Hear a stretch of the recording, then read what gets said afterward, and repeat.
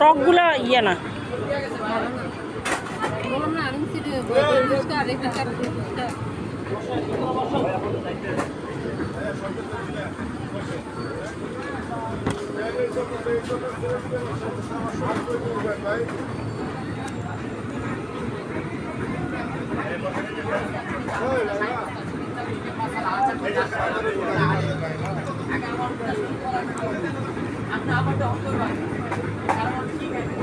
ওই তো ওখানে উঠতে পারবে না, ওই যে ওখানে উঠতে চাইতেছে।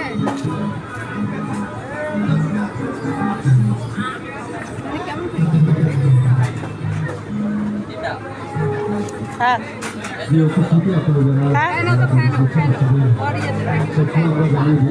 এটি আমাদের দায়িত্ব।